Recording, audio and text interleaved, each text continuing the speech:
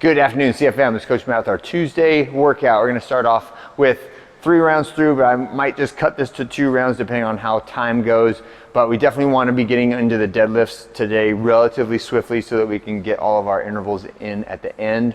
But regardless of that, the warm-up sequence is going to be 12 calories, your choice, road, bike, or ski, and then some calisthenic stuff. So start with Drinking Bird. This is a hip hinge warm-up exercise with a stagger stance. So my toe of my back foot should be about lined up with my heel of my front foot. Both knees should remain bent, and I'm just pushing my hips back, pulling my chest up to stretch that front hamstring, just stepping, walking my way through that 6 and 6. Next one is going to be 6 reps on each side of our child pose arm raises. So this is a shoulder posture exercise. I'm going to get back into my child pose, head between the arms, and then reaching one arm up at a time, trying not to rotate my shoulders, but trying to just squeeze the shoulder and extend it as far as it will go on either side. And then the last one is alternating straddle roll-ups. So roll back, kick the legs apart, and reach to the right.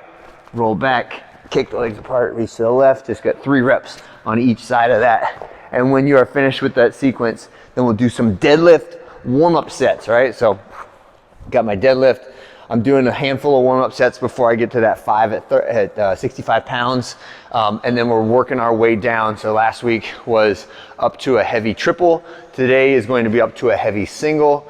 Does not need to be a 1 rep max, but instinctive training, right, is one of the things I like to promote in here, which is if you feel fantastic and today is the day and you've got the juice for a 1 rep max PR, I say go for it, take it. You do not have to wait until the end of the cycle if you are feeling fabulous today. And the flip side of that is maybe you did all the work leading up to it and you get to the end of the 18 weeks and it's 1 rep max day and you just don't have it. Don't beat yourself up about it because it'll come at another time when you're not expecting it, right? So in general, we try to follow the flow of the progressions, but then the other side of that coin is to listen to your body and do the right thing on the day on which you attempt that workout, okay? And regardless of that, we're just going for 1 heavy single. That's it, 1 hard rep. The 2 at 95% should also be relatively tough, but that should be the majority of our challenge there, is just really a handful of tough reps today on the deadlift. When you're finished with that, the bar can go away and we will have the bike set up at the front of the room for the workout today, which is a combo of some high intensity intervals and some isometric positions that make you feel a certain way today. So just be ready for it. It's only 12 minutes total. It's 4 3-minute rounds. And I'm going to ask you to structure the rounds with the focus being on getting the intent of the workout rather than like dogmatically following exactly the numbers and exactly the calories, okay? So what I would like to see is not quite a sprint, but a hard opening effort on the bike. And what I have is 25 calories for the guys, 20 calories for the ladies, which in theory, if you're going at a pretty hot pace, should be 20 to 30 seconds, right? So if 20 to 30 seconds gets you 15 calories or 14 calories and you feel like you really worked hard, we're gonna be fine with that, right? What I don't want you to do is get stuck on the bike and not get any shuttle runs, okay? So the way this will work is there's the calorie bike buy-in. Say it's 25 calories and you get it done in 25 seconds, then you've got the next 20 seconds or until the 45-second mark to get as many shuttle runs as you can get. On rounds 1 and 3, it's going to be a regular shuttle run, right? So like all the way down is 1, all the way back is 2. On rounds 2 and 4, it's going to be a side shuffle, right? So all the way down is 1, stay facing the same direction, all the way back is 2, keep going, right? So you've only got 15 to 20 seconds to get as many of those shuttle runs as you can. And then wherever you're at on the floor, you stop at the 45-second mark and you're getting 30 seconds of jumping squats. So that's leaving the ground, squatting all the way down, right?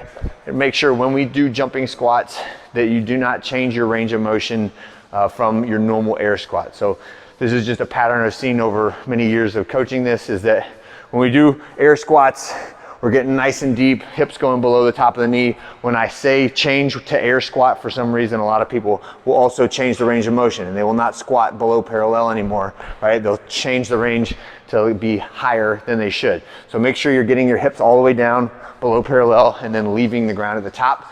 And we are counting shuttle runs. We're counting your squats in addition to your shuttle runs. At the minute 15 mark, there's gonna be another switch and you're gonna plank, right? So the plank is just a standard front plank. It could be on the hands, it could be on the elbows, but I want you in the straight position from the shoulders down to the ankles.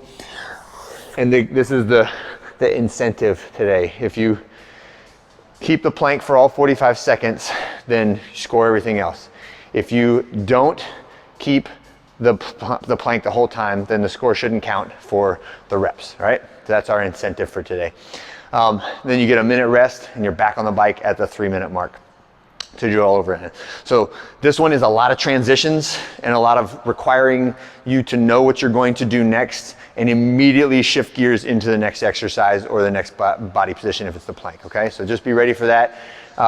And the hard bike at the opening really sets the scene for this whole workout. So if you kind of go easy on the bike and you don't really set it up, then it kind of takes away from the intent of the intervals. So again, shoot for the intent today as opposed to just looking at numbers. I want to see a really hard opening effort that's just shy of a sprint for the first, like, say 20 to 25 seconds, and then an immediate switch, like your foot touches the ground and your next step is running, okay? So shuttle runs or side shuffles depending on where you're at, then the jumping squats, then the plank, okay? That's it for today. Have a great one. See you guys on Wednesday.